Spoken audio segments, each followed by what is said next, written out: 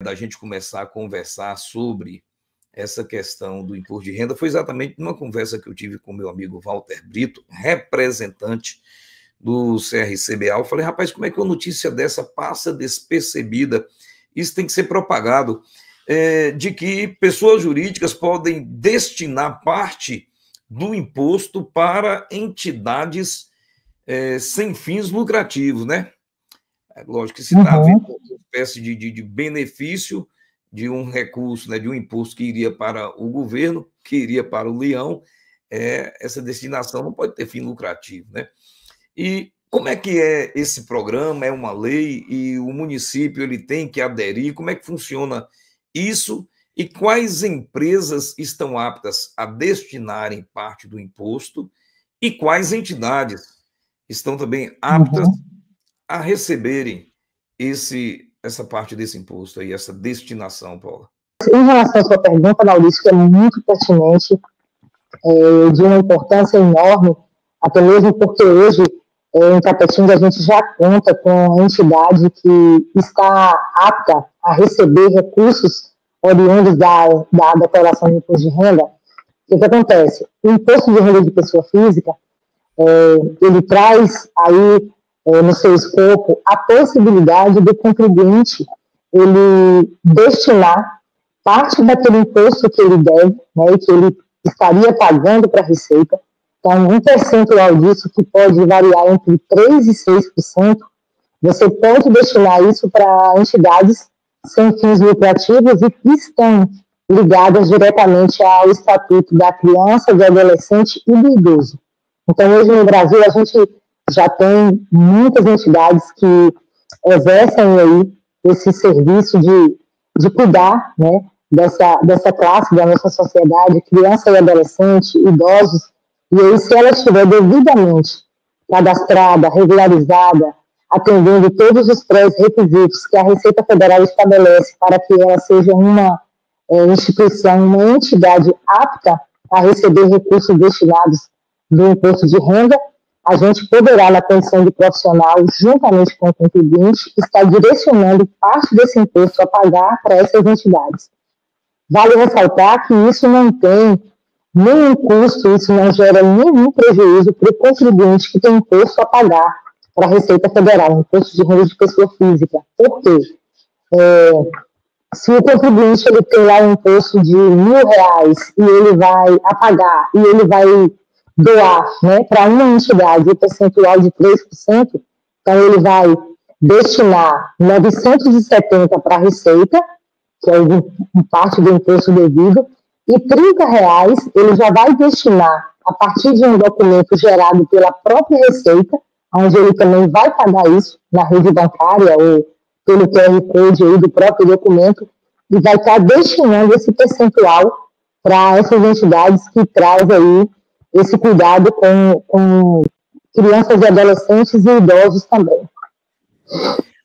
Paula, então assim, é meio que parecido com a questão da Lei Rouanet, né? A Lei Rouanet, as empresas podem destinar até 10% do valor para fomentarem projetos culturais, né, de artistas, instituições, empresas produtoras de cultura. E aí, só que, primeiramente, a Lei Rouanet, o Ministério da Cultura recepciona o projeto, analisa e fala, ó, você está apto a ir buscar o patrocínio. Então, depois de aprovado pelo Ministério da Cultura, aí o proponente desse projeto vai buscar a empresa, para a empresa colocar aquele valor e ter essa isenção. Então, o esquema é o mesmo. Só que, no caso da Lei Rouanet, o projeto deve ser primeiramente analisado e aprovado pelo Ministério da Cultura. Nesse caso aí, uma instituição, uma entidade, e aí agora você trouxe uma informação nova para mim, que tem que ser alguma entidade que tenha alguma correlação com o Estatuto da Criança e do Adolescente, né? Com o ECA. A instituição, a entidade, ela pode diretamente buscar essa empresa para destinação desses 3% a 5%, ou essa entidade ela tem que ser referendada por algum órgão do município onde ela está instalada e funciona?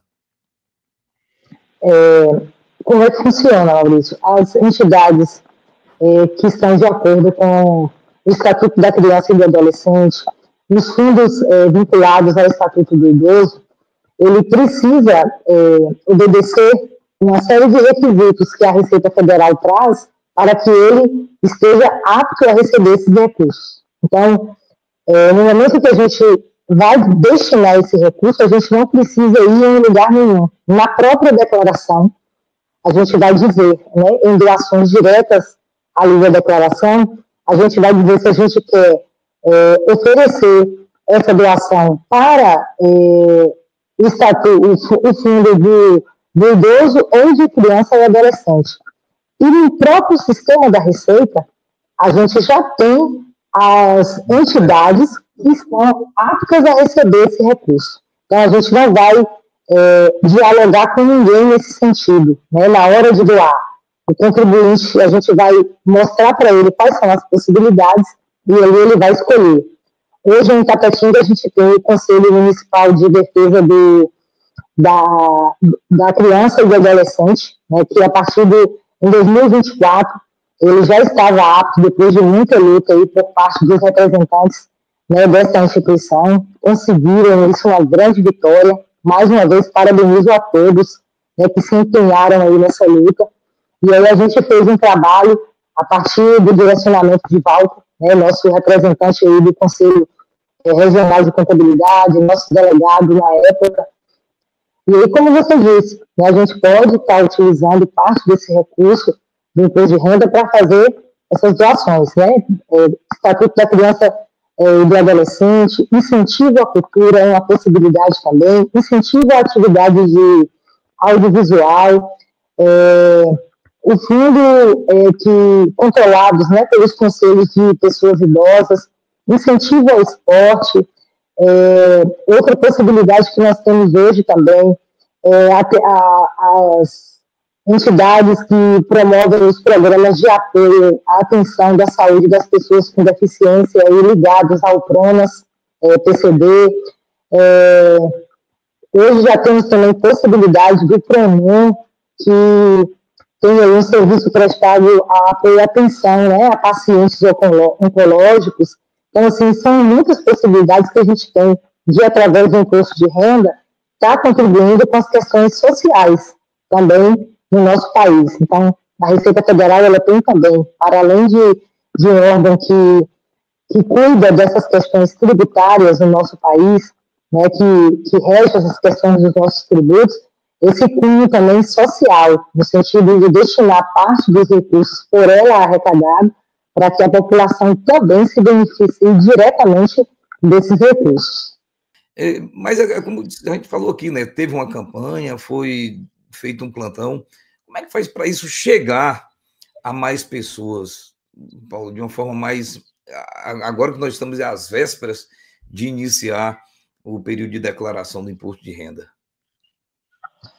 A gente, como profissional da contabilidade, Maurício, tem esse papel, né? A nossa profissão, para além das questões burocráticas, das questões contábeis aí, tributárias, a gente precisa compreender que nós temos um papel social na comunidade aí onde a gente está instalado. Então, o nosso papel como profissional é de suma importância. A gente ter essa consciência e, para além da consciência, ter essa sensibilidade de propagar essas informações, essas possibilidades. E, como eu disse, mais uma vez, volto a ressaltar, Walter, na condição de representante da nossa classe aqui em toda a nossa região, ele vem firmemente, sabe, contribuindo com o social, em todas as outras áreas. O pessoal do Conselho também Municipal da Defesa da Criança e do Adolescente tiveram um papel brilhante no sentido de buscar esse registro, esse cadastro junto à Receita Federal no sentido de receber essas doações. Então, assim, é muito importante que a gente tenha essa consciência. Por quê? Porque uma vez como profissional da contabilidade, como contadores, nós vamos levar para o contribuinte a ciência da importância do papel dele e da destinação desses recursos para essas entidades. Então, é um trabalho em conjunto, né? Receita Federal, CRC, população, profissionais da contabilidade, contribuintes. Então, o nosso papel é de suma importância nessa hora, no momento de propagar e também de batalhar por isso, né? A gente fez uma campanha muito linda em 2024, aí, encabeçada por Walter, e eu tenho certeza que todos os colegas que estiveram ali, aqueles que não puderam estar, mas que a gente foi divulgando, a gente foi mostrando, a gente foi conversando, todos se empenharam no sentido de destinar recursos para essas entidades.